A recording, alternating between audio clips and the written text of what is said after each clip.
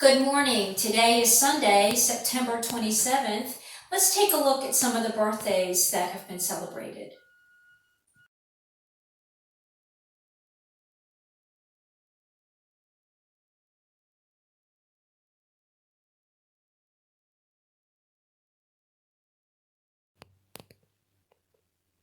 Today, our devotion is coming from the book of Ruth. If you would like to refresh your memory, it's Ruth chapter 1, verses 1 through 22. Life really was sweet for a good while on the sunny side of the street. A place to hang a hat and cloak, maybe sandals. A place to sit, even if it was on the floor. Lots to eat and drink and celebrate with at times. Lots to grieve for at times. Lots to work for. And the list just continues on. Well, changes in plans or changes in directions can really be upsetting, eh? Like turning a child upside down for whatever reason that is done. Such was true for Elimelech, Naomi, and their two strapping boys. We know this story well. From Bethlehem, Judah, after one of those major upheavals where food and drink rations were low, God moves the faithful off in a different direction, off to the other side of the street, off to Moab. That sunny side was a long trek.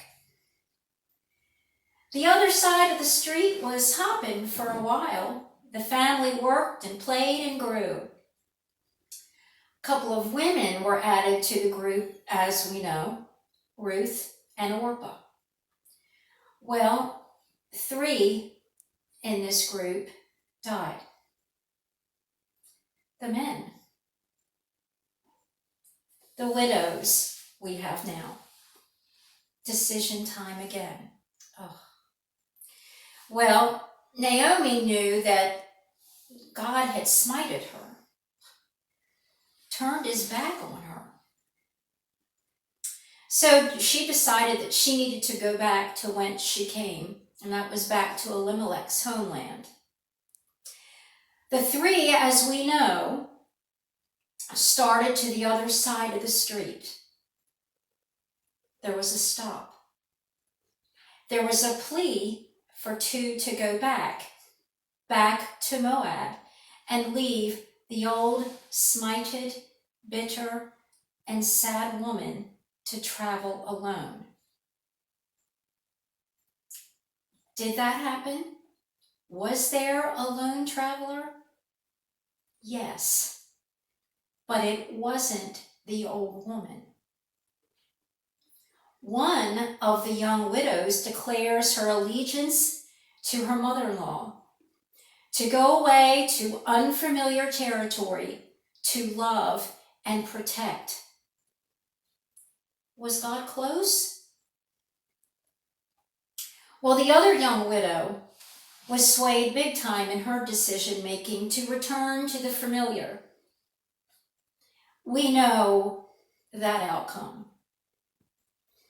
To Moab she returned after however many miles they had already traveled. Orpah turned her back, turned back to the familiar, turned away from God. Ever heard from again? No, we don't think so. Decisions are tough. Decisions can be bad, but they have to be made. Turning to the familiar is not always where God will lead. In fact, most of the time, he doesn't lead back to the familiar. Listen to and feel your heart, for that is where God resides.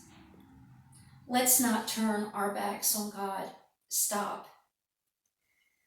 Sit on the curb for a minute if you have to, and let Him lead you in the right direction. Let Him lead us in the right direction. Enjoy the rest of your Sabbath. See you soon.